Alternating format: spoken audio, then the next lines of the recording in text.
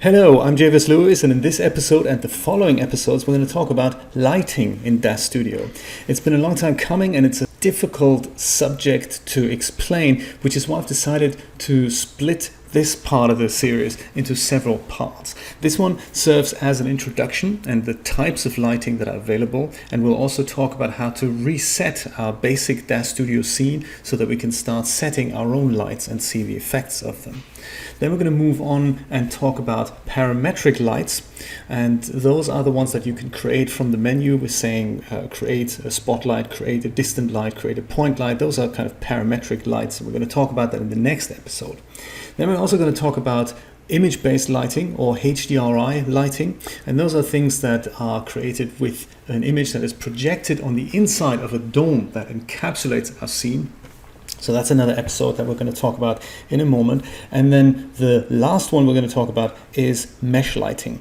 And those are things that are emissive surfaces. So any object that you create can be turned into an emissive light source. So that's another thing we're going to talk about. I have a dedicated tutorial for that coming up. What makes this such a complex topic is the fact that not only do we have these various types of lighting, we also have two render engines to contend with, and each render engine deals with lighting slightly differently. So I'm going to have another tutorial that will just be about 3D lighting. So these next few tutorials will be dealing with Iray lighting, and then we're going to also deal with 3D lighting separately. So in essence, lighting works by any light hitting an object, and light that is hitting that surface of the object is either reflected or absorbed, and depending on how much is reflected is the effect that we actually see. So light would come in here and then reflects into our eyes or into the camera, and that is what the 3D render engine sees. So a surface like this is defined differently than a surface like that, and that's the reason why they look differently. One reflects blue, one reflects red. But there's other surface properties that we can set. For example, a surface could be shiny, or it could be matte, or it could be transparent, or it could be semi-transparent, and there could be something else going on underneath, and all those things. Or, like I said with the mesh lights, a surface could in fact emit light itself and be a light source by itself. So that's what makes this a very complex and dense subject matter, which also means we're going to have to think about how the render engine itself deals with all these things, because at the end of the day, all these things are trickeries to create a two-dimensional image of our three-dimensional world. We never really see anything in 3D. This is all a 2D image that we're creating, and it's a 2D monitor that we're looking at our scene with. Depending on the render engine that we use, the surfaces are defined very differently. So imagine you had the Blender program, and Blender renders in the Cycles rendering engine, and you had DAZ Studio. And DAZ Studio has a choice of two render engines, which is the Iray render engine, and it's the 3D Light render engine. So if we take Blender into the consideration, then we also have the Cycles render engine there, and then maybe we have the Firefly render engine from Poser, and then we have the Carrara render engine, and also forth. These are all different types of engines that define surfaces very differently. And before we even get started with lighting, let's just have a quick look at surfaces and see how you can tell, just for the sake of DAZ Studio's sake, what is defined as a 3D light surface and what is defined as an Iray surface, because depending on that, lighting will work very differently. I've got this little retro scene here, and that's just the texture shaded view that we can see here now. And I can switch that over to the Iray view to just have a quick look at what this would look like rendered. So we've got these colorful objects here. This one's a little bit transparent. These two are reflective. This one doesn't seem to do very much, and the floor here is also reflective, and it has a pattern to it. So those are all things that we can set with surfaces, and depending on the light source that you have, the surfaces will react differently with that. Now, one important thing to remember is which surface is defined for Iray and which is defined for 3D Light, and how can we convert them. Well, we'll talk about that as well. So first of all, let's select any of these objects here, maybe this cone in the middle. Let's select that and head over to the Surfaces tab. I've already got mine open, If yours isn't open, you can find that under Windows, Panes, and then somewhere at the bottom is Surfaces. So open that up, dock it somewhere, and then take a look at it. The Surfaces tab has several tabs on its own at the top here. One is the Editor tab and one is the Presets tab. Let's have a look at the Editor tab first. Sometimes it comes up like this. So with whatever object is selected here, that is the object that you can select over here. And when you select that and open that little disclosure triangle up here, then you see the surfaces that are currently defined on that object. So one object could have more than one surface. In our case, that's not the case because we're only dealing with a primitive. But if you're dealing with an item of clothing, then one could be defined as the collar and one could be defined as the buttons, and there could be maybe a belt. And those are all types of surfaces that could be defined. And usually they have better names than just default.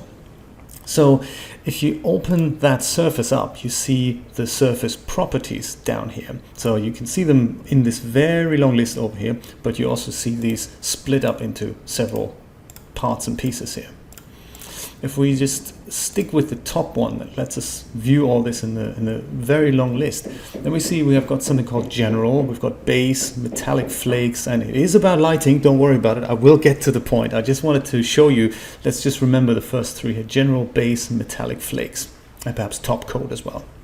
And that is true for this object that I've currently selected. If I select another one, maybe this one here, the sphere, then I open that up and I can see it has the same items here. But if I select my torus at the front here, you can see that those items change, those properties change here. I've got general, lines, diffuse, and opacity. And that is not what I have when I select my sphere or my cone here, because I have general, base, metallic flakes. So what that tells me is that these objects here, the cone and the sphere, are defined to be used with Iray, and the torus is defined to be used with 3D Light. And those are different properties, and the Iray engine can't really deal with the surface descriptions of the 3D Light engine and vice versa. It'll somehow, something will be reproduced, so you will see the object like the torus here. I can see it in the scene, but it's not something that is perhaps defined as what this actually looks like in the surface properties, because those parameters are totally alien to the render engine. You can think of this as a language. Really, it is a language. It's a kind of a programming language in which the render engine interprets the language that's defined on the object. So imagine there be Chinese and the render engine only speaks English. It goes, sorry, I can't make head or tail of it at all. And that's exactly what that's like. It's basically a language. And they do have names, by the way. So for the Iray rendering engine, these surface properties, they're defined in what's known as the material definition language. And the ones for the 3D Light render engine, they're defined in the RenderMan shading language. So MDL versus RSL, those are the abbreviations for that. And what that means is that an object that's defined for 3D Light will react differently to light than an object that's defined for Iray if it's not set to the correct render engine. So that's what makes this all a little bit difficult, and this is important to understand that. Now, when you create a new primitive with this menu here, create new primitive, then it really depends on which version of DAZ Studio you're using, depending on how the object is going to be defined. So if you create this in DAZ Studio 4.10, no matter which render engine you use, which render engine you've selected, it'll always be created with the surface properties for 3D Light in DAZ Studio 4.10, whereas when you create it in DAZ Studio 4.11, then the object will be defined with the Iray surface properties. It's something that they've added there, and that's important to remember, because if you do find an object like this one, like my torus, that is defined for the 3D Light surface properties, you have an option to change them, to turn them over, to kind of translate them into the material definition language. And you do that by selecting the object, selecting the surface, and then you head over to presets, and under shaders you'll find Iray, and in Iray you find the first shader that's defined here, which is the exclamation mark Iray Uber Base. And when you double click that, then those surface properties will change. Let's just go one more time. Let's go one more time back here and see general, lines, diffuse. And we go over and double click that. DAZ Studio thinks about it for a second, and if we go back into the editor, now we have general base metallic flakes top coat. So that's now got the material definition language on there. Just thought I'd mention that before we get started with lighting. So make sure, if we're in Iray, make sure all your objects are defined with the material definition language so that they have the Iray surface properties so that a light can react properly with them. So that's very important, and that's what makes this very, very complex. Let's do away with this scene. I'm going to go and switch over to my texture shaded view, and I'm going to go and create a brand new scene here. File, new. I don't want to save this, and we get a brand new scene. Now I'm using DAZ Studio 4.11, so I don't have to worry about this, but if you do follow along and you're using DAZ Studio 4.10, make sure you switch over those materials that we're going to create with the primitives that we're going to bring in now. So let's start afresh and let's see how lighting in DAZ Studio works in principle. Because there are more pitfalls along the way. If you think you're going mad, you're not. There's an explanation for everything. Let's create a plane. So create new primitive, and let's go bring in a plane, and that'll serve as our ground. So size 30 meters is probably a great idea. That's just that black thing on the bottom here, and that's just, you know, our floor right now. I might just rename that and call it floor. There we go. And so that we can demonstrate light a little bit better, let's bring in something like an actor. Doesn't have to be a character. You can feel free to bring in a character, but I think we're going to go and just create another primitive. Perhaps we're going to bring in a sphere here. That's just the default size. That's perfect. Okay, so this is now my scene, a sphere and a ground. And if we go and look at those things, I should see that they have the material definition language, i.e. the definitions for the NVIDIA Iray rendering engine, general base metallic flakes, top coat, and so forth. And the same is true for the sphere. Let's just double check that. Yes, it's also true. Very good. So let's switch the viewport over into NVIDIA Iray and have a look what the scene looks like so far. Now, you recall that all I did here to make this appear is to bring in two primitives. Technically and logically, I shouldn't be seeing any of those things because technically I didn't bring in any lights into the scene. Yet quite clearly I can see stuff, so there must be some light in the scene that makes these things appear, because if I don't know, put this in a dark room and look at it, I see blackness, I don't see anything. So therefore I should be seeing black stuff, and I don't see that. Quite the opposite. I see some reflections here. I can see that the sphere is reflected in the floor, and I can also see that the sphere is casting a shadow this way.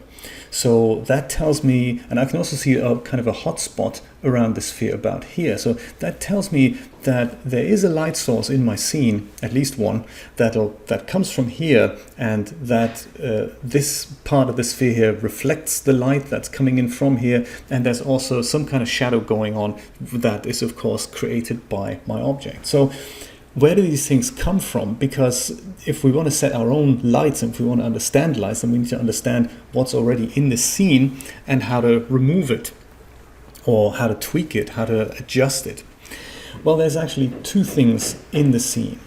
And let's talk about the first one first. It's kind of a convenience thing to make our lives really easy, because if we put items in the scene we don't see anything, well, that's not really good. So we'd have to bring in some kind of default lighting to be able to see anything. So that's the reason why these two light sources are in there. The first one is something called the environment light, and we're going to talk about this in more detail going forward, but just now know where that is. It's in render settings on the environment tab. And there's something here that's called the environment map. If you hover over that, this is actually the image that is projected onto the inside of a dome that is very large. And it's kind of, we see it here. This is the image, the yellowish thing at the horizon here. That is technically the image here. But it's so fuzzy and so far away. The dome, we can never really go to it. We can just know that it's there, and the inside of the dome reflects that picture that we see there onto our scene, and that is now creating this light. So the hotspot, that is the light source that we currently see, and that's the light source that's coming in from the right here and causes the shadow on the left from our sphere. If we wanted to switch that off, all we need to do is switch the environment map to 0. It's not enough to remove the picture, we have to literally turn this value off and switch it to 0. And then we see something that's much more, dim and less fun than it was before. You can increase and decrease the intensity, but to switch it off completely, set this value to 0. If you want to bring it back, just hit that little gear icon and click reset. And then that environment map is back. You can also exchange that, but again, we're going to talk about that in a different video. So for now, let's just go and switch it off.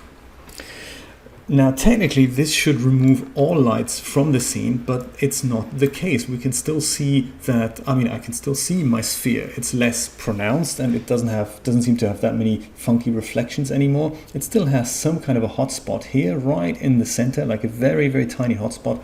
And it has some kind of a reflection at the floor here on the bottom. So that still means we still have some kind of light in our scene. And that's true, it's called the headlamp. The headlamp is something sometimes also known as preview lights. It is something, if you imagine an old style television news camera, they have these big Betamax camera or Betacam cameras on their shoulders, and usually on the top there was a hot light that would shine right from the camera into people's faces. And the reason for that is much like on a flashlight on a normal camera, that no matter where you point the camera, there's always going to be light there that's coming from the same perspective as where you're looking from. So a bit like the concept of the miners, the coal miners with a lamp on the hard hats. That's exactly the same principle. And that is exactly what's going on here. And you can see the effects of that if you move around your object. So if I look at it from the top, then I can see that there appears to be light at the floor now, at the bottom of our scene. It's perhaps with the default shader not that noticeable, but if I turn over here, then it looks like there's not that much light in these parts as there is when I look at it from the top. Now there seems to be light behind the sphere, but when I look at it from the front, that doesn't seem to be the case anymore. It seems to be dark behind the sphere.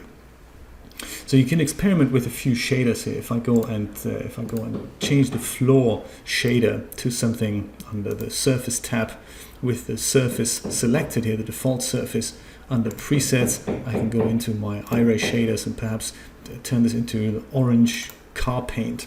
So now we have this orange car paint on the bottom here.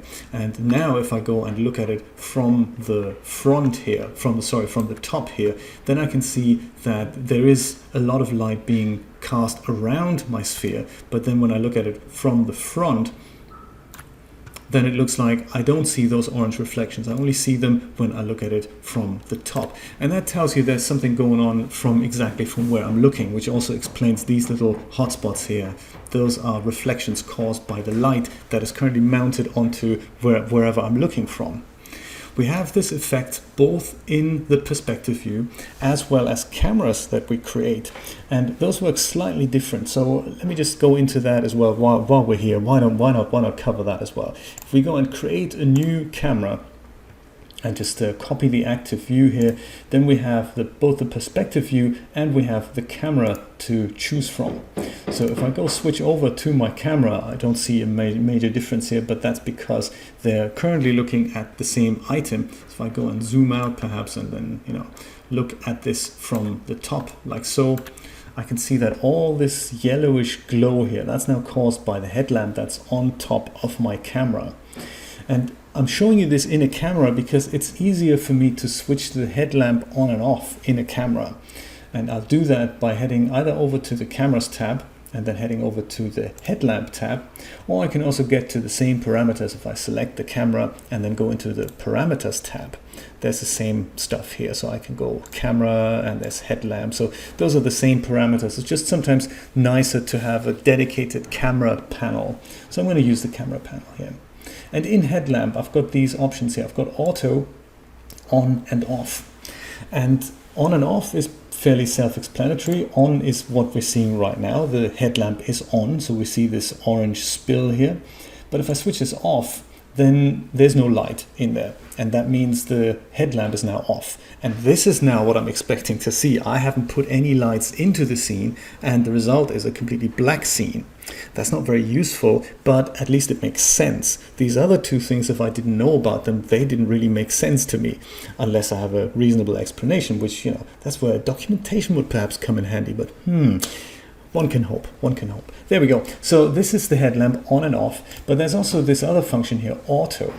And auto means there will be a headlamp as a little helper tool on this camera active unless I add parametric lights to my scene. And parametric lights are coming up in the next episode. For now, those are lights that I can create by using the menu, by using create, add, say, a new point light.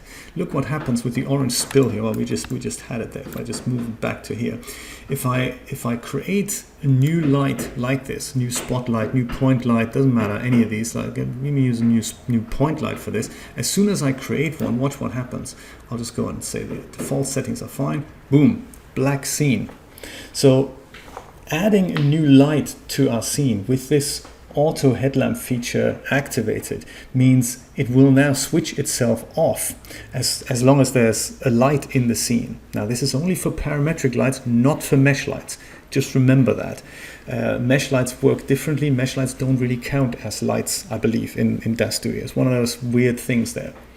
I can still override that. I can now go and switch my headlamp on if I wanted to do that, or I can manually switch it off. But as soon as it's in auto and there's a light source, I don't get the headlamp feature. Now, if I go and select my point light here in the scene and I go and delete it, headlamp feature comes back. How's that working for you? Anyway, so this is how this auto feature works. In the perspective view, it's different. If I'm in the perspective view, and actually it's similar, it's just this setting is kind of in a different place. If I'm back in my perspective view and I'm going to look at it from the front here, from the top of the sphere, so I get this orange spill to illustrate the headlamp feature. If I go and create that point light again, now with the default settings, I also get a black scene. But since I don't have the cameras tab or the parameters tab to switch this on and off, where's that thing hiding then? Well, it is under render settings. That's another thing to remember. Once you're in the perspective view, in the render settings, you can head over to General, and on the General tab, you can see this feature that's called Auto Headlamp. I believe you can split that up as well, and there's MISC. I think this is, it's under the MISC tab, but it's also under the General tab at the very bottom here. Either way will work fine. We'll just whittle this down so that it makes it, easy on our tired brains here.